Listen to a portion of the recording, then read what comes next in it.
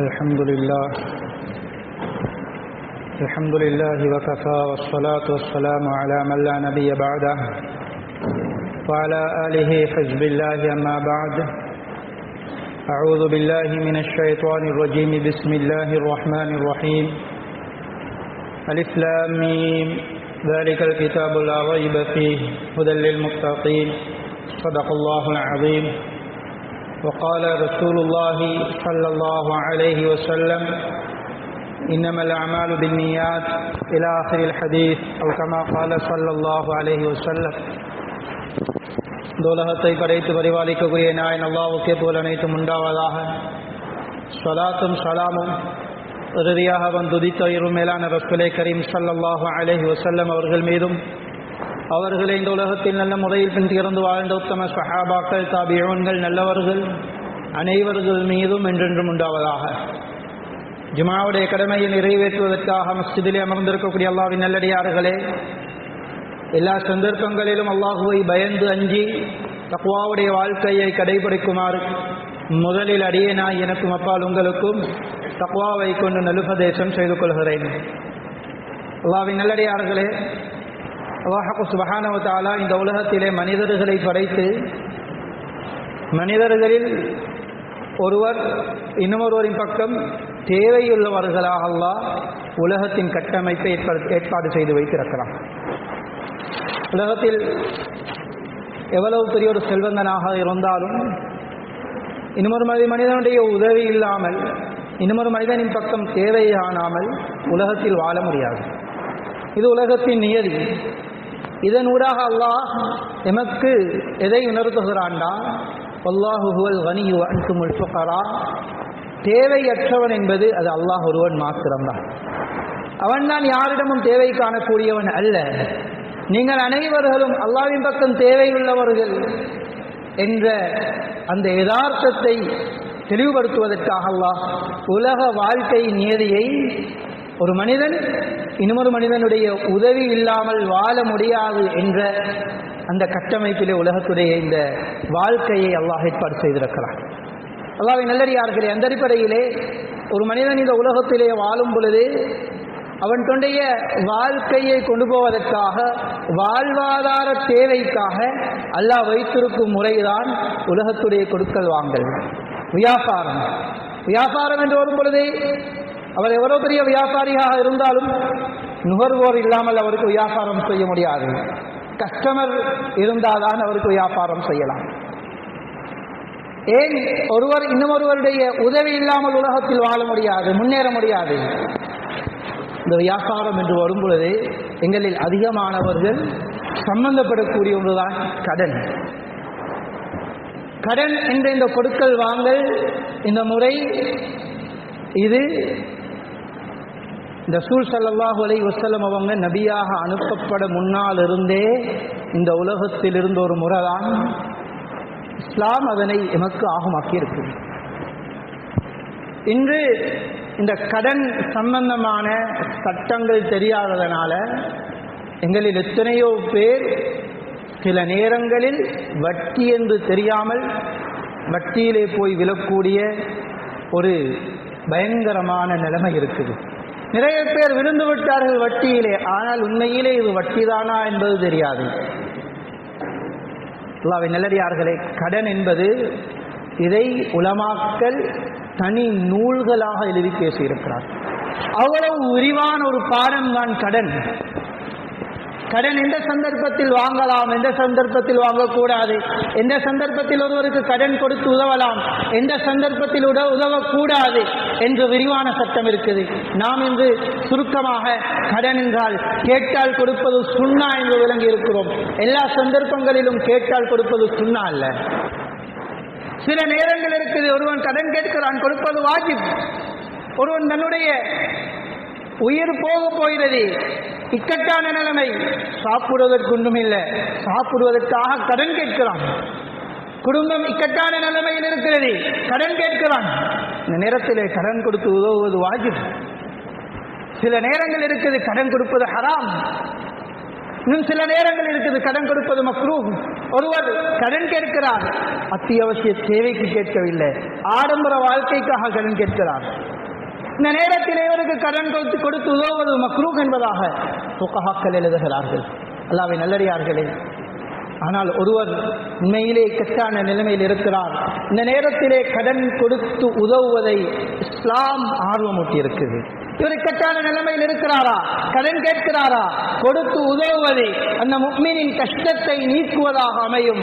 ஸல்லல்லாஹு அலைஹி வஸல்லம் அவர்கள் சொன்னார்கள், மன் நஃபஸ முஃமினின் குர்பத்தன் மின் குரபித் துன்யா நஃபஸல்லாஹு அன்ஹு குர்பத்தன் மின் குரபி யௌமில் கியாமா.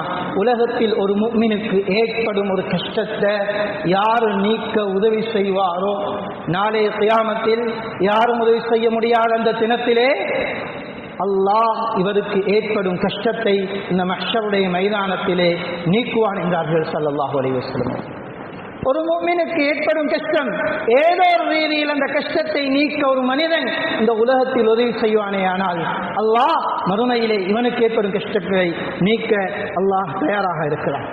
அல்லாஹ்வின் நல்லடியார்களே, இதே நேரம் சில நேரங்களில் ஒரு மனிதன் இக்கட்டான நிலைமையில் இருக்கும் பொழுதே அவனுக்கு கடன் கொடுத்து உதவுவதே சதகாவை விடவும் சிறந்ததாக மாறிவிடுகிறது. சில சந்தர்ப்பங்களில், எல்லா சந்தர்ப்பங்களிலும் அல்ல. இப்னு மாஜாவுடைய ரிவாயத், ரசூலுல்லாஹி ஸல்லல்லாஹு அலைஹி வஸல்லம் அவர்கள்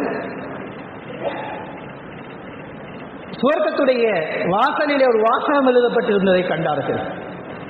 அது என்ன? அஸ்ஸதகத்து பிஅஷ்ரி அம்சாலிஹா வல் கர்து பி18. சதகா கொடுப்பதற்கு 10 மடங்கு நன்மை இருக்கிறது என்றால், கடன் கொடுத்து உதவுவதற்கு 18 மடங்கு நன்மைகள் இருக்கிறது என்ற ஒரு வாசகத்தை சுவர்க்கத்துடைய வாசலிலே ஸல்லல்லாஹு அலைஹி வஸல்லம் அவர்கள் கண்டார்கள். கேட்டார்கள் ஜிப்ரீல் அலைஹிஸ்ஸலாம் அவர்கள்ட்ட, யா ஜிப்ரீல், இது என்ன? கடனுக்கு சதகா விட நன்மை இருக்குதான்னு கேட்டாங்க.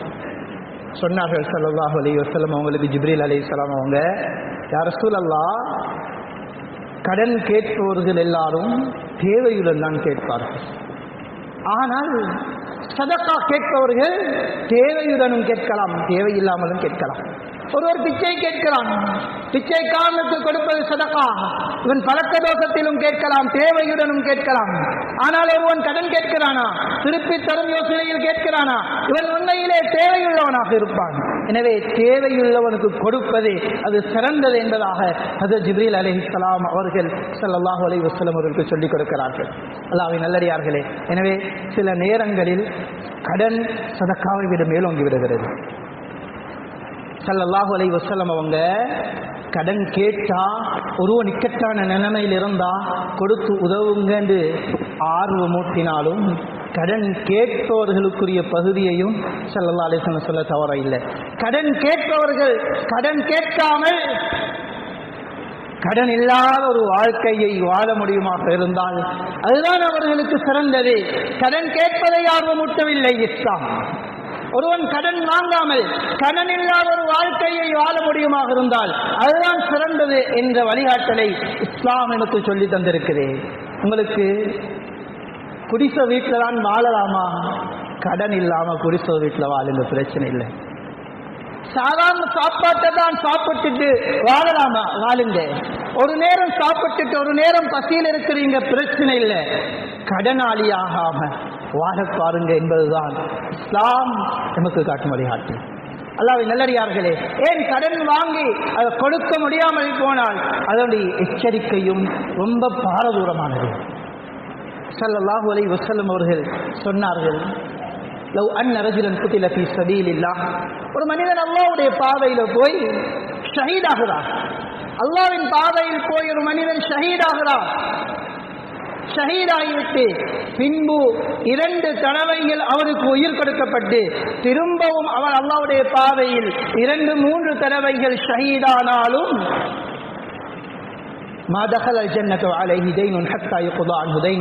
அவருக்கு கடன் இருக்கும் என்றால் அந்த கடனை நிறைவேற்றாமல் சுவர்க்கம் நுழைய முடியாது என்றார்கள் ஸல்லல்லாஹு அலைஹி வஸல்லம். அல்லாஹ்வின் நல்லடியார்களே, ஷஹாதத் என்பது சாதாரணமான வாக்கியமா? அல்லாஹ்வின் பாதையில் சென்று ஷஹாதத்தை அடைவது என்பது சாதாரணமானது அல்ல. அதனை அடைய வேண்டும் என்பதற்காக சஹாபாக்கள் தன்னுடைய மனைவிமாரை விதவையாக்கினார்கள். பிள்ளைகளை அனாதையாக்கினார்கள். ஏன் அந்த பாக்கியத்தை அடைய வேண்டும் என்பதற்காக எதையும் இழக்க தயாராக இருந்தார்கள். அவ்வளவு பெரும் பாக்கியம் தான் ஷஹாதத்துடைய பாக்கியம். இந்த பாக்கியத்தை ஒரு மனிதன் அடைந்து ஒரு தடவை அல்ல 3 தடவை என்று ஹதீஸில் சொல்லப்பட்டது. 3 தடவை என்பது அல்ல, அது மிகைப்புக்காக சொல்லப்பட்டது. பல தடவைகள் உயிர் கொடுக்கப்பட்டு அல்லாஹ்வின் பாதையில் ஷஹீதானாலும் 1 ரூபாய் கடனுடன் மரணித்தால் இந்த 1 ரூபாய் கடனை நிறைவேற்றாமல் இவனால் சுவர்க்கம் போவதற்கு நினைத்து கூட பார்க்க முடியாது. ஷஹீதுக்கு எல்லா பாவங்களும் மன்னிக்கப்படும், கடனை தவிர. அல்லாஹ்வின் நல்லடியார்களே, இந்த எத்தனை இலட்சம் கடனுடன் வாழுகிறோம், எத்தனை கோடி கடனுடன் வாழுகிறோம். கடனை பற்றி சிந்தனை கிடையாது, கடனை பற்றி சிந்தனை கிடையாது. ஆனால் இவருடைய வியாபாரம் முன்னேறுகிறது, இவருடைய வீட்டையெல்லாம் கட்டுகிறார், அழகான வாகனம் வாங்குகிறார், இதற்கு மேலால ஹஜ்ஜு செய்கிறாரு, உம்ராவுக்கு மேல உம்ரா செய்கிறாரு. ஆனா உலகத்துக்கெல்லாம் கடன். இவரு கடனை நிறைவேற்ற தயார் இல்லை, கடனை பற்றிய சிந்தனையே இல்லை. அல்லாஹ்வின் நல்லடியார்களே, இவர் இத்தனை கடனை வச்சுக்கொண்டு உம்ராவல்ல ரமலான்ல கடைசி 10 கஅபத்துல்லாஹ் உள்ளுக்கு போய் இருந்து கழித்தாலும் இவருடைய அமல்களால இவருக்கு சுவர்க்கம் செல்ல முடியாது. கடனை நிறைவேற்றாமல், இவருடைய கடன் நிறைவேற்றப்படாம இவருக்கு சுவர்க்கம் செல்ல முடியாது. எவ்வளவு அமல் செய்யட்டும், இவர் எவ்வளவு வேலைகளுக்கு சதக்கா கொடுக்கட்டும், இவருக்கு சதக்கா கொடுப்பது சுன்னா இல்ல, இவருக்கு கடனை நிறைவேற்றது வாஜிப். வாஜிபை வச்சுக்கொண்டு சுன்னத்தை செய்வாரு. பர்லு தொழாம சுன்னத்து தொழுகிற மாதிரி வேலை. இவருடைய கடன் நிறைவேற்றணும். இன்று நிறைய பேர் கடனாளியாக இருக்கிறது. தேடி பார்த்தா அத்தியாவசிய தேவைக்காக வாங்கிய கடன் அல்ல, ஆடம்பர வாழ்க்கைக்காக வாங்கிய கடன். மகளுடைய திருமணத்தை ஆடம்பரமாக செய்வதற்காக கடன் வாங்கினார், வீட்டு ஆடம்பரமாக கட்ட கடன் வாங்கினாரு, பாத்ரூமுக்கு டைல்ஸ் பிடிக்க கடன் வாங்கினாரு, வீட்டுக்கு டைல்ஸ் பிடிக்க கடன் வாங்கினாரு. இறுதியில கடனை கட்ட முடியாம திருமணம் நடந்து முடிந்து விட்டது. ஆனா கடனை கட்டிக்கொள்ள முடியாமல் தத்தளிக்கிறார். ஊருக்கு தலைகாட்டேலா, நாட்டுக்கு தலைகாட்டேலா. சில நேரங்கள் ஊரை விட்டு நாட்டை விட்டு ஓடிவிடுறார். ஏன்? கடன் தலைக்கு மேலால் போய்விட்டது, கட்ட முடியாது, ஓடிவிடுகிறார். எதற்காக கடன் வாங்கினாரு? பின்ன இல்லாம வாங்கின கடன் அல்ல, ஆடம்பர வாழ்க்கைக்காக வாங்கின கடன். நபி ஸல்லல்லாஹு அலைஹி வஸல்லம் அவர்கள் கடன் வாங்குவதை ஆகுமாக்கினாலும் வரலாற்றுல எங்கும் காட்ட முடியாது. நபி ஸல்லல்லாஹு அலைஹி வஸல்லம் அவர்களோ சஹாபாக்களோ ஆடம்பர வாழ்க்கைக்காக கடன் வாங்கினார்கள் என்று எந்த சரித்திரத்திலும் காட்ட முடியாது. கடனை இஸ்லாம் சலுகையாக தந்தது. சலுகையை முறை தவறி பயன்படுத்தியதுடைய விபரீதம் தலைமறைவாக வேண்டிய நிலைமை ஏற்பட்டுவிட்டது. அல்லாஹ்வின் நல்லடியார்களே, எனவே கடன் என்பது ரொம்ப பயங்கரமானது. ஸல்லல்லாஹு அலைஹி வஸல்லம் அவர்கள் பாவத்திலிருந்து பாதுகாப்பு தேடுறதை போல கடனிலிருந்தும் பாதுகாப்பு தேடுவாங்க. ஸல்லல்லாஹு அலைஹி வஸல்லம் அவங்க தொழுகையில சுஜூதிலிருந்து அதிகமாக துஆ செய்வாங்க. அல்லாஹும்ம இன்னி அஊது பிக மினல் மஅஸமி வல் மக்ரம். யா அல்லாஹ், கடனிலிருந்தும் பாவத்திலிருந்தும் என்ன பாதுகாத்து. ஹஜ்ரத் ஆயிஷா ரலியல்லாஹு அன்ஹா கேட்டாங்க, யா ரசூலல்லாஹ், மா தஸ்தஈது மினல் மக்ரம். கடனிலிருந்து நீங்க ஏன் இவ்வளவு பாதுகாப்பு தேடுறீங்க? பாவத்திலிருந்து பாதுகாப்பு தேடுறீங்க நியாயம், கடனிலிருந்து எதற்காக இவ்வளவு பாதுகாப்பு தேட வேண்டும்? சொன்னார்கள் ஸல்லல்லாஹு அலைஹி வஸல்லம் அவங்க, இந்த கடன் பொய் சொல்ல வைக்குமோ, இந்த கடன் கொடுத்த வாக்குறுதிக்கு மாறு செய்ய வைக்குமோ, இந்த கடனை விட்டும் நான் அல்லாஹ்விடம் பாதுகாப்பு தேடுகிறேன் என்றார்கள். அதாவது நல்லடியார்களே, இன்று கடனை வாங்கிட்டு எத்தனை பேர் பொய் சொல்லாம வாக்குறுதிக்கு மாற்றம் செய்யாம அதுல நம்பிக்கையாக நடந்து கொள்றோம். எடுத்த மாதிரி திருப்பி கொடுக்கிறோம். எத்தனை பேரை காட்ட முடியும்? என்னுடைய ஒரு தேவைக்கு வைத்திருந்த பணம் நண்பன் வந்து கேட்கிறான், வார மாதம் 10ஆம் தேதி தாரென்றான், கொடுக்கிறேன் நம்பி. வார மாதம் 10ஆம் தேதி என்னுடைய தேவைக்கு வைத்திருந்த பணம் கடனை எடுக்கிறதுக்கு நான் போகணும் அந்த வீட்டுக்கு. அவராக வந்து தாரது கிடையாது, அவரை தேடி நான் போகணும், கால் பண்ணணும், போன் ஆன்சர் இருக்காது, அல்ல போன் ஆஃப், வீட்டுக்கு தேடி போன ஆள் இல்லை, ஒளியிறாரு. அல்லாஹ்வின் நல்லடியார்களே, உங்களுக்கு 10ஆம் தேதி கொடுக்க முடியாத ஒரு நிலைமை வருகிறதா? முதல் நாளே தொடர்பு கொண்டு எனக்கு நாளைக்கு தந்து கொள்ள முடியாது, இன்னும் 2 கிழமை டைம் தாங்களே, ஏன் கேட்க முடியாது? பொய்ய சொல்றோம். வாக்குக்கு மாறு செய்கிறோம். அல்லாஹ்வின் நல்லடியார்களே, இப்படியான கடனை விட்டும் தான் ஸல்லல்லாஹு அலைஹி வஸல்லம் அவங்க பாதுகாப்பு தேடினாங்க. யார் ஒரு மனிதன் கடன் வாங்கும் பொழுது இந்த கடனை நிச்சயமாக சத்தியமாக நான் ஒப்படைத்தேன், திருப்பி நிறைவேற்றுவேன் என்ற உறுதியான நியத்தில், உண்மையான எண்ணத்தில் கடன் வாங்குவாரோ நிச்சயமாக சத்தியமாக இவனுக்கு அந்த தவணைக்குள்ள இந்த கடனை திருப்பி ஒப்படைக்கிறதுக்குரிய வசதியை அல்லாஹ் ஏற்படுத்தி கொடுப்பான். இது தெளிவான ஹதீஸ். புகாரியுடைய ரிவாயத் ஸல்லல்லாஹு அலைஹி வஸல்லம் அவர்கள் சொன்னார்கள், மன் அகத அம்வால் அன்னாஸ் யுரீது அதாஅஹா அத்தல்லாஹு அன். யார் மக்களுடைய பணங்களை பெற நேரம் திருப்பி ஒப்படைக்க வேண்டும் என்ற நியத்தோடு எடுக்கிறாரோ அல்லாஹ் நிறைவேற்றி வைப்பான். ومن أخذها يريد إطلاقها.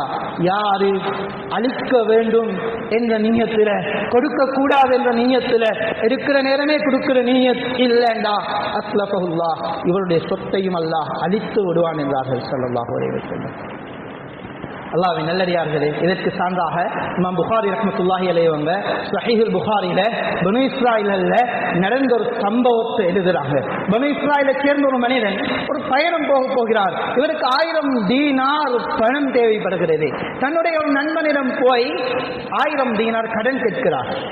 அந்த நண்பன் 1000 தீனார் கடன் கொடுக்க முன்னால சொல்றாரு, நான் உனக்கு 1000 தீனார் கடன் தாரேன், பரவாயில்லை, ஆனா இந்த கடனை நீ என்னிடம் இருந்து எடுத்தாய் என்பதற்கு யார சாட்சியாக வைக்க போறாய்? சாட்சிக்கு வைக்க யாரும் இல்லை. சொல்லுகிறார், வகஃபா பில்லாஹி ஷஹீதா, அல்லாஹ் சாட்சியாக வைக்கிறார். இரண்டாவது கேட்கிறார், நீ இந்த கடனை திருப்பி தர இல்லைண்டா தாரதற்கு யார் பொறுப்பு? பொறுப்பாக நியமிக்க ஒருவரும் இல்லை. வகஃபா பில்லாஹி வக்கீலா, அல்லாஹ்வை பொறுப்பாக நியமிக்கிறேன் என்று அல்லாஹ்வை பொறுப்பாக வைத்து அல்லாஹ்வை சாட்சியாக வைத்து 1000 தீனார் கடன் பெறப்படுகிறது. இந்த கடன் எடுத்துக்கொண்டு இந்த மனிதன் ஒரு நதியை கடந்து பயணம் போகிறான். பயணம் போய் பயணத்தை முடித்துவிட்டு ஊருக்கு வர வேண்டிய தவணை, கடனை கொடுக்க வேண்டிய தவணை வருகிறது. கடனை கொடுப்பதற்காக 1000 தீனார் பணத்தை எடுத்துக்கொண்டு அந்த நதியின் அக்கறையில் இருந்து காத்து கொண்டிருக்கிறார். நதியை கடந்து வருவதற்கு நண்பன் எதிர்பார்த்திருப்பான். கடனை கொடுக்கும் தவணை, கடன் கொடுப்பதற்கு ஏற்பாடு கையில் இருக்குது. ஆனா நதியை கடக்கிறதற்கு இந்த ஏற்பாடும் இல்லை. வந்து பார்க்கிறார், படகு சேவைகள் ஒன்றுமே இல்லை, நதியை கடக்க முடியாது. சொன்ன தவணை வந்துவிட்டது. கவலை இவருக்கு. அல்லாஹ் பொறுப்பாளனாக ஆக்கியிருத்த கடன், அல்லாஹ் சாட்சியாளனாக ஆக்கியிருத்த கடன். யோசிக்கிறார். பக்கத்தில் இருந்து ஒரு மரக்குத்தியை எடுக்கிறார். அந்த மரக்குத்தி எடுத்து அதை உடைத்து அதற்குள் 1000 தீனார் பணத்தை வைத்து ஒரு கடிதத்தை நண்பனுக்கு எழுதி அந்த மரக்குத்தியை அப்படியே நதியிலே போட்டு விடுகிறார். என்னுடைய புத்தி இதை ஏற்றுக்கொள்ளாது. ஸஹீஹுல் புகாரில வார ரிவாயத் இது.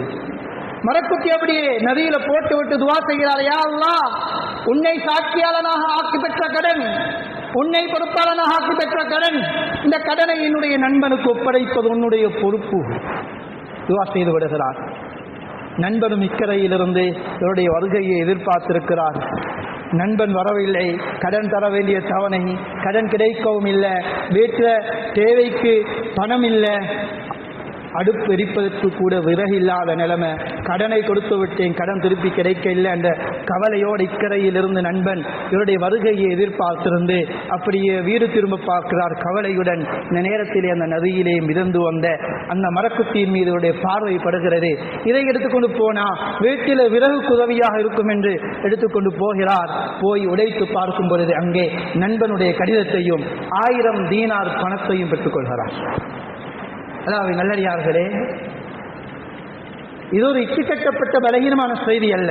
ஸஹீஹுல் புகாரியில பாபுல் வக்கால் என்ற பாடத்துக்கு கீழால இமாம் புகாரி ரஹ்மத்துல்லாஹி அவர்கள் இந்த ஹதீஸை கொண்டு வராங்க. ஏன் இந்த மனிதனுடைய உள்ளத்துல கொடுக்க வேண்டும் என்ற நியத் இருந்துச்சு, முயற்சி செஞ்சாரு. அல்லாஹ் நதியை கடக்கிறதுக்கு வழி இல்லாமல் இருக்கிற நேரத்திலையும் இவருடைய கடனை ஒப்படைப்பதற்குரிய ஏற்பாட்டை அல்லாஹ் செய்றாங்க. அல்லாஹ்வின் நல்லடியார்களே, இந்த நியத்துல கடன் வாங்குபவர்கள் அதை கொடுக்கிற நியத்துல கொடுக்கிற முயற்சியில் இருப்பார்கள்னா நிச்சயமாக சத்தியமாக அல்லாஹ் அவர்களுக்கு அந்த கடனை நிறைவேற்றுவதற்குரிய சந்தர்ப்பத்தை கொடுப்பான். ஆனா இன்று எங்களுடைய நிலைமை என்னாண்டா, அல்லாஹ்வின் நல்லடியார்களே, அல்லாஹ் எங்களை மன்னிக்கணும், கடனை கொடுக்க இயலும், ஆனா கொடுக்கிறது இல்லை. கடனை கொடுக்க இயலும். ஸல்லல்லாஹு அலைஹி வஸல்லம் அவங்க சொன்னாங்க, மத்தலுல் கனியி துல்முன். கடனை நிறைவேற்ற வசதி இருந்தும் கடனை நிறைவேற்றாமல் இருந்தா இது அநியாயம் தான். இது அநியாயம். அநியாயம் என்பது சாதாரணமான பாவம் அல்ல. அநியாயம் இது அந்த அநீதி இழைக்கப்பட்டவனுடைய பதுவா என்னுடைய வியாபாரத்தை பாதிச்சிடும். அநீதி இழைக்கப்பட்டவனுடைய பதுவா என்னுடைய பிள்ளைகளை பாதிச்சிடும். அநீதி இழைக்கப்பட்டவனுடைய பதுவா என்னுடைய வீட்டுக்குள்ள சுத்தும். நான் ஒருவனுக்கு கடன் கொடுக்க இருக்கிறேன், கடனை கொடுக்கிறேன் இல்ல, கொடுக்க ஏலும். இவரோட லேண்டை விட்டா கடனை கொடுக்க ஏலும், இவரோட வாகனத்தை விட்டா கடனை கொடுக்க ஏலும், இவருடைய வீட்டை விட்டா கடனை கொடுக்க ஏலும், இவருடைய தேவைகளை கொஞ்சம் முன்பின்னாக்கினா கடனை கொடுக்கலும், இவருடைய உல்லாச பயணங்களை சுருக்கினா கடனை கொடுக்கலாம், அதோட ஆடம்பர செலவுகளை சுருக்கினா கடனை கொடுக்கலாம். கடனை பற்றி சிந்தனையே இல்லை. சில நேரங்களில் சில வியாபாரிகள் கடைகளுக்கு பொருட்களை விநியோகம் செய்துவிட்டு அந்த பணத்தை இருக்கிறதுக்கு ஒவ்வொரு நாளும் அந்த கடைக்கு போகணும். 100 ரூபா 200 ரூபா எடுத்திருப்பார். 1 லட்சம் ரூபாய்க்கு சாமன். ஆனால் அந்த சாமனுக்கு பணத்தை கொடுக்கிறது 100 ரூபா 200 ரூபா பிச்சைக்காரனுக்கு கொடுக்குற மாதிரி கொடுக்குறது. இவர் ரொம்ப கஷ்டத்தோட ஒவ்வொரு நாளும் கலெக்ஷன் போகும். போய் சில நேரங்கள்ல வியாபாரம் நடந்திருக்கும், ஆனா இன்றைக்கு வியாபாரம் நடக்கலன்னு அனுப்பிடுவாரு. இவர் போட்ட 1 லட்சத்துக்குரிய சாமான 2 நாள்ல வித்து முடிஞ்சிருப்பாரு, ஆனா அந்த 1 லட்சத்தை கொடுக்கறதுக்கு 2 மாசம் இழுப்பாரு. ஏன் அடுத்தவனுடைய பணத்தை வச்சு கடையில ரோல் பண்றோம்? அந்த கஷ்டமான மனிதன் கஷ்டத்தோட வியாபாரம் செய்கிறார். அவர் ஒவ்வொரு நாளும் கடைக்கு ஏறி இறங்கி ஒவ்வொரு நாளும் நாளைக்கு தாரேன் நாளைக்கு தாரேன் திருப்பி அனுப்புற நேரம் அவருடைய உள்ளத்துல வார அந்த கவலை அது பதுவாவாக மாறிட்டா இவருடைய வியாபாரம் லொஸ்ட முடியும். சில நாட்கள்ல கடையை மூடிட்டு ஓட வேண்டும். அந்த பதுவா வீட்டுக்குள்ள பிள்ளைகளுக்கு நோயாக சுத்தும், வீட்டுக்குள்ள சுத்தும். அதற்கு மாலிபுன் ஜபல் ரலியல்லாஹு அன்ஹு ஸல்லல்லாஹு அலைஹி வஸல்லம் அவங்க யமனுக்கு அனுப்புற நேரம் சொன்னாங்க, ஏமாத் நீங்க யமனுக்கு போறீங்க, உங்களோட கையில பலம் இருக்குதுன்றதுனால, நீங்க ஒரு அதிகாரின்றதுனால மக்களுக்கு அநியாயம் செய்ய வைத்துடாதீங்க. இத்தகி தஅவத்தல் மக்லூம், அநீதி இழைக்கப்பட்டவன் பதுவாவை இருக்கும். அநீதி இழைக்கப்பட்டவன் பதுவாவை என்று கொள்ளுங்க. அதற்கும் அல்லாஹ்வுக்கும் மத்தியில் திரை இல்லை. அது காஃபிராக இருந்தாலும் சரி, ஒரு காஃபிருக்கு கூட அநியாயம் செய்ய முடியாது. ஸல்லல்லாஹு அலைஹி வஸல்லம் தெளிவாக சொன்னாங்க, கடன் உனக்கு திருப்பி கொடுக்க முடியுமாக இருந்தும் கொடுக்காம இழுக்கிறாயா, அநியாயம். அல்லாஹ்வின் நல்லடியார்களே, அதனால பெற்ற கடன்களை திருப்பி ஒப்படைப்பதற்குரிய வழிகளை யோசிப்போமே தவிர வியாபாரத்தை முன்னேற்றுறது வீட்டை கட்டுறது அல்ல, எங்கட வாழ்க்கையை முன்னேற்றுறதல்ல. அடுத்தவன் பணத்தை கடனாக பெற்று நான் கொடுக்காம இருக்கிறேன், அவன் எத்தனையோ தேவையுடன் இருப்பான். அவருடைய கடனை நிறைவேற்றுவதற்குரிய வழியை முதலாவது பார்ப்போம். அல்லாஹ்வின் நல்லடியார்களே, யாரும் நினைக்கவானும் நான் மௌத்தானதுக்கு பின்னால என் கடனை என் பிள்ளைகள் அடைப்பாங்க. இந்த கனவு மட்டும் யாரும் காணவானும். அப்படியான காலம் அல்ல இது. நான் மௌத்தாகி என்னுடைய ஜனாசாவை மஸ்ஜிதுல கொண்டு வந்து வச்சு இந்த ஜனாசா யாருக்காவது கடன் தர இருந்தா குடும்பத்திடம் வந்து பேசிக்கொள்ளுங்கோன்னு சொல்ற நிலைமைக்கு நான் யாரும் இருக்கப்படாது. நாங்க மௌத்தாகிற நேரம் எப்படியான நிலைமையில மௌத்தாகணும் தான் ஜனாசா வச்சுக்கொண்டு சொல்லணும், இவர் யாருக்கும் கடன் தாரதுக்கு இல்லை, இவருக்கு கடன் கொடுத்திருந்தா வாங்க, இவர் யாருக்கும் கடன் தாரத்துக்கு இல்லை. இப்படி சொல்லப்பட வேண்டிய ஒரு நிலைமையில என்னுடைய மௌத்து வரும் ஒவ்வொருவரும் நியத்து வைங்க. ஏன் இன்றைக்கு உள்ள எங்கட பிள்ளைகள் எங்கட கடனை கொடுக்கிறது எப்படி போனாலும் கடமைகளை கூட நிறைவேற்ற மாட்டாங்க. சமீபத்தில் ஒரு ஜகாத் கமிட்டியில இருந்து என்னிடத்துல கால் பண்ணி ஒரு ஃபத்வா கேட்கிறாங்க. ஒருவர் ஜகாத் கமிட்டிக்கு கடிதம் கொடுத்திருக்கிறாரு, வாப்ப மௌத்தாகி வாப்பட கடன் இருக்குது, வாப்பட கடனை அடைக்கிறதுக்கு ஜகாத்தால பணம் தந்து உதவுங்க, இவ்வளவுக்கும் வாப்பட சொத்தை பூர்த்தியாக இந்த மகன் எடுத்திருக்கிறார், வாப்பட கார் இருக்குது, வாப்பட கடை இருக்குது, அது அனைத்தையும் இந்த மகன் எடுத்துக்கொண்டு வாப்பட கடனை அடைக்கிறதுக்கு ஜகாத் கமிட்டியிலிருந்து ஜகாத்திலிருந்து பணம் கேட்கிறார். அல்லாஹ்வின் நல்லடியார்களே, இந்த நிலைமை யாருக்கும் வரக்கூடாது.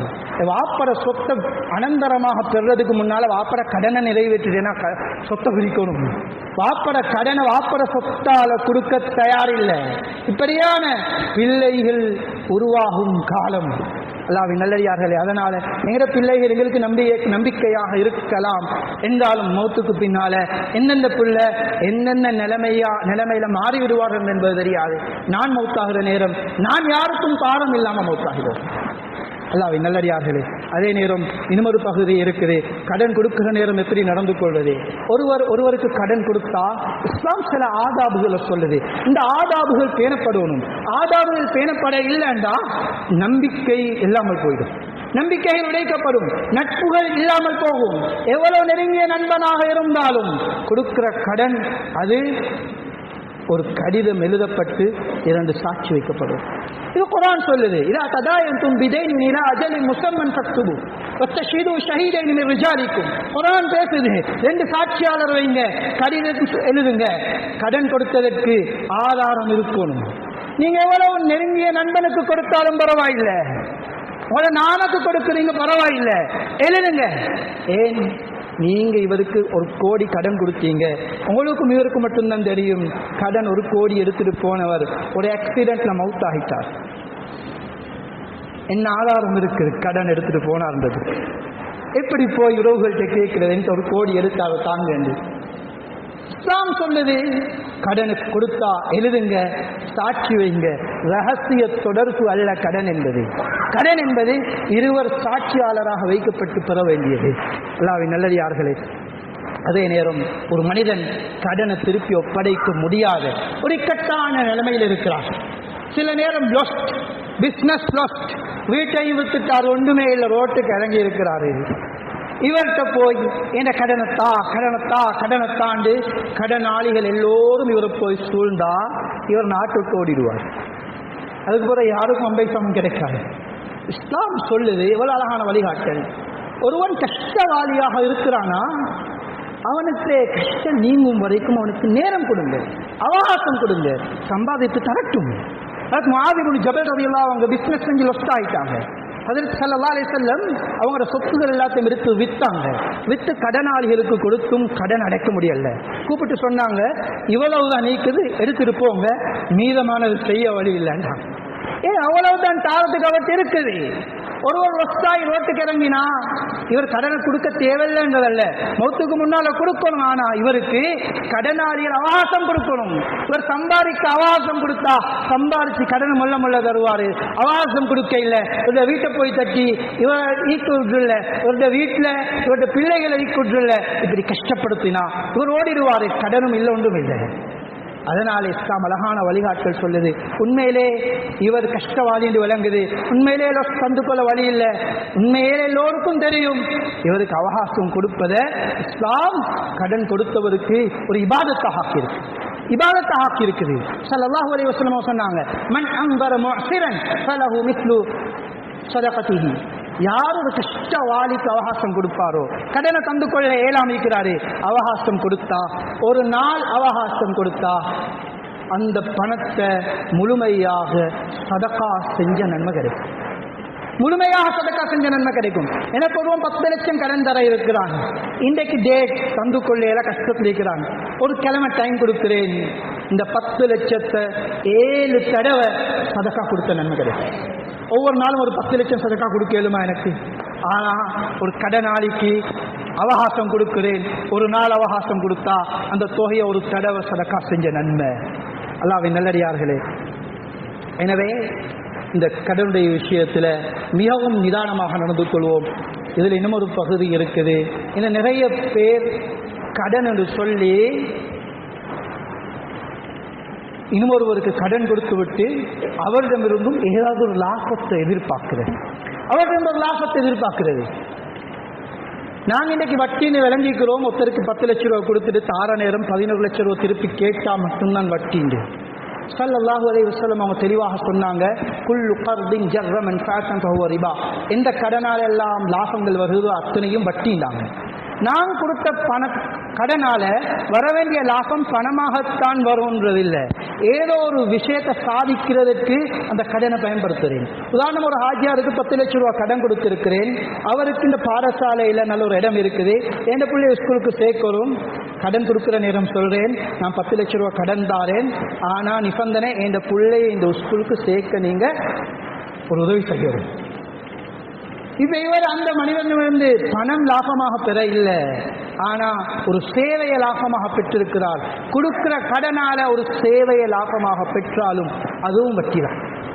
கடன் கொடுக்கிற நேரம் என்ன நிபந்தனையும் இல்லாமல் கொடுக்கப்பட வேண்டும். அல்லாஹ்வின் நல்லடியார்களே, சஹாபாக்கள் இந்த அளவுக்கு பேணுதலாக நடந்தாங்கண்டா, ஒரு மனிதனுக்கு கடன் கொடுத்தா அந்த மனிதன் கடனை திருப்பி தரும் வரைக்கும் அந்த மனிதன் வாகனத்தில் கூட ஏறி பயணம் போக மாட்டான். ஹராம் இல்லை, ஏன் நிபந்தனை போட இல்லை, ஹராம் இல்லை. வாகனத்தில் காண்றார் ஏற்றுறாரு, ஏறி போகலாம். ஆனா பயந்தாங்க, நான் கொடுத்த கடனுக்காக இவர் என்னைய வாகனத்தை நிப்பாட்டி ஏற்றுறாரோ தெரியாது, நான் கொடுத்த கடனுடைய லாபமாக இது அமைஞ்சிருமோ தெரியாது, பயந்தாங்க சஹாபாக்கள். அல்லாஹ்வின் நல்லடியார்களே, அதே நேரம் இன்னைக்கு இன்னும் ஒரு கூட்டம் பிஸ்னஸ்ன்னு சொல்லி பணத்தை கொடுத்துட்டு ப்ராஃபிட்ன்ற பேர்ல வட்டி வாங்கிட்டு இருக்கிறான். பேர் ப்ராஃபிட், ஆனா அந்த ரங்கத்தில் வட்டி. வட்டிக்கு பேரை ப்ராஃபிட்னு வச்சதுனால ஹலாலாக போறது இல்லை, ப்ராஃபிட்டுக்கு வட்டின்னு பேர் வச்சதுனால ஹராமாக போறதும் இல்லை. எது வட்டி எது ப்ராஃபிட்னு விளங்கும். இன்னைக்கு ஒருவருக்கு 10 லட்சம் ரூபா கொடுக்கிறாரு பிஸ்னஸுக்கு, சொல்றாரு நீங்க பிஸ்னஸ் பண்ணுங்க, எனக்கு மாசம் மாசம் 50,000 தாங்க, மாசம் மாசம் 50,000 தாங்க. தெளிவான வட்டி, தெளிவான வட்டி. இதுக்கும் கன்வென்ஷனல் பேங்க்ல சேவிங் அக்கௌண்ட்க்கு போடுற வட்டியிலும் எந்த வித்தியாசமும் இல்லை. நான் ஒருவனுக்கு பிஸ்னஸுக்கு பணம் கொடுக்குறேன்டா, 10 லட்சம் கொடுத்தா சொல்லணும் வார ப்ராஃபிட்ல இத்தனை வீதம் எனக்கு, இத்தனை வீதம் உங்களுக்கு. இதுதான் முஷாரக்கா, முதாரபா. முஷாரக்கா இருக்குது, முதாரபா இருக்குது. நீங்க முஷாரக்கால கொடுக்குறீங்களா, முதாரபால கொடுக்க. நான் முதாரபாவை பேசுவோமே. 10 லட்சம் ரூபாய் கொடுத்திருக்கிற ஒருவருக்கு பிசினஸ் செய்ய, அவர் பிசினஸ் செய்யறாரு, அக்ரிமெண்ட் இருக்கணும். வார ப்ராஃபிட்ல 50% உங்களுக்கு, 50% எனக்கு, அல்லது 25% எனக்கு, 75% உங்களுக்கு. ப்ராஃபிட்ல வீதாசாரம், கேபிட்டல் இருந்து வீதாசாரம் முடிவு செய்யப்பட்டா வட்டி, ப்ராஃபிட்ல இருந்து வீதாசாரம் முடிவு செய்யப்பட்டா இதுதான் இஸ்லாம் ஆகுமாக்கும் முதாரபா. 10 லட்சத்துக்கு பிசினஸ் பண்றாரு, இந்த மாசம் 1 லட்சம் ரூபாய் ப்ராஃபிட் வந்திருக்குது, ஹாஃப் ஹாஃப்னு முடிவு செய்யப்பட்டிருக்கு. எனக்கு 50, அவருக்கு 50. இந்த மாசம் 50,000 வந்திருக்குது, எனக்கு 25, அவருக்கு 25. இந்த மாசம் கேபிட்டல் லாஸ். 10 லட்சத்தில் 9 லட்சம் தான் வந்து கேபிட்டல், 1 லட்சம் லாஸ். 1 லட்சம் லாஸ்ட்டை ஏற்றுக்கொள்ளும். ஏன் 1 லட்சம் லாஸ்? அவருடைய உழைப்பு லாஸ்ட். ஆனா பிசினஸுக்கு பணம் கொடுக்கிறன்ற பேர்ல மாதம் மாதம் ஒரு தொகையை ப்ராஃபிட்ன்ற பேர்ல எடுக்கிறோம், வட்டி. இன்னும் சிலவங்க பிசினஸுக்கு தான் கொடுத்த, அவர் உண்மையிலே பிசினஸ்ல லொஸ்ட் ஆனதுக்கு பிறகு அந்த சல்லியை தந்துத்தான் ஆகணும்னு பிடிச்சு நிற்கிறது. அந்த பணத்தை திரும்ப எடுக்கிறது இருக்கு ஹலால் இல்லை.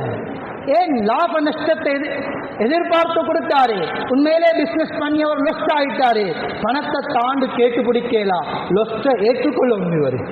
உண்மையிலே அவர் அந்த 10 லட்சத்தை தூக்கிட்டு ஓடிட்டாரு அல்லது ஏமாத்திட்டாரு, பிசினஸ் செய்யல, லொஸ்ட் ஆகல. இப்ப சட்டம் வேற. அல்லாஹ்வின் நல்லடியார்களே, எனவே இதே நேரம் இன்று பேங்குடைய தொடர்புகள்ல நாங்கள் நிறைய பேர் இருக்கோம், வியாபாரிகள், நிறைய வியாபாரிகள் பேங்க்ல ஓடி போட்டிக்கிறாங்க. ஓடி ஹலாலாகுமா? ஓடிக்கு செக் பாஸ் ஆகுது. இன்னும் நிறைய பேர் தன்னுடைய வாகனத்தை லீஸ் பண்ணிக்கிறார் கன்வென்ஷனல் பேங்க்ல போய், தன்னுடைய வாகனத்தை இன்சூரன்ஸ் பண்ணிக்கிறார் கன்வென்ஷனல் பேங்க்ல. நான் இஸ்லாமிக் பேங்க் பேச இல்லை, இஸ்லாமிக் பேங்க் அது தனியான ஒரு பகுதி, அது ஒரு சாதாரண மிம்பர்ல தெளிவுபடுத்த முடியாது. பார்வைக்கு இஸ்லாமிக் சிஸ்டமும் கன்வென்ஷனல் சிஸ்டமும் ஒன்று போல விளங்கினாலும் ரெண்டும் வித்தியாசம். கன்வென்ஷனல்ல நாங்கள் லீஸ் பண்ற நேரமும் கூட கட்டுறோம், இஸ்லாமிக்ல கட்டினாலும் கூட கட்டுறோம், வட்டி தான் என்று நாங்க எங்கட சாதாரண புத்தியை போட்டு யோசிக்கிறோம். ரெண்டுக்கும் வித்தியாசம் இருக்குது. அதனால கன்வென்ஷனல் பேங்க்ல நாங்கள் லீஸ் பண்ணியிருந்தா, அங்க லோன் போட்டிருந்தா, அல்லாஹ்வின் நல்லடியார்களே, அல்லாஹுவை பயந்து கொள்ள வேண்டும். வட்டியில எடுக்கிற ஒரு திர்கம் பணம் தாயோட 36 தடவை விபச்சாரம் செஞ்சதற்கு சமன். 36 தடவை விபச்சாரம் செஞ்சதற்கு சமன். குர்ஆன்ல அல்லாஹ் தெளிவாக சொல்றான், வட்டி எடுக்கிறவங்க அல்லாஹ்வோட யுத்தத்துக்கு தயாராகுங்க. அல்லாஹ்வோட யுத்தத்தை செய்ய தயாரானவங்க, தைரியம் உள்ளவங்க, தாராளம் வட்டியில கை வைங்க, தாராளம் வட்டியில கை வைங்க. அல்லாஹ்வோட யுத்தம் செய்ய முடியுமாக இருந்தா வட்டியில கை வைத்து சரித்திரத்துல முன்னேறியவர்கள் யாரும் இல்லை, யாரும் இல்லை. வட்டியில கை வைங்க, பிசினஸ் முன்னேற மாதிரி விளங்கும். இருந்ததையும் இழந்து ரோட்டுக்கு இறங்குவார். இதுதான் உண்மை, இதுதான் உண்மை. ஹதீஸ், குர்ஆன், தெளிவான குர்ஆன், யம்ஹகுல்லாஹு ரிபா, வட்டி அளிக்கும். வட்டி எவ்வளவு அதிகமாக இருந்தாலும் ஃபைன் ஆகிபதஹு தஸீரு இலா குல், அதனுடைய முடிவு அழிவுதான். ஸல்லல்லாஹு அலைஹி வஸல்லம் பதுவா செஞ்சாங்க, வட்டி எடுக்கிறவன், கொடுக்கிறவன், சைன் பண்றவன், அக்ரிமெண்ட்டை எழுதுறவன் எல்லோரும் நாசமா போகட்டும். நபீர வாயால நாசமா போட்டு ஒருவன் பதுவா கேட்டா அவன் எங்க வட்டியில கை வைத்து முன்னேறலாம். அல்லாஹ்வின் நல்லடியார்களே, அதனால இந்த வியாபாரங்களை சுத்தமாக்குவோம், வட்டியிலிருந்து தௌபா செய்வோம், கொடுக்க வேண்டிய கடன்களை பரிசீலனை செய்து அதற்குரிய ஏற்பாடு செய்வோம். மௌத்தாகிற நேரம் யாருக்கும் கடன் இல்லாமல் நல்ல மௌத்தை அடையக்கூடிய நல்லவர்களாக நம் அனைவர்களையும் அல்லாஹ் ஆக்கி அருள்வானாக. எங்களுடைய பாவங்களை மன்னித்தருள்வாயாக, பெற்றோருடைய பாவங்களை மன்னித்தருள்வாயாக. வாஹிரு தாவா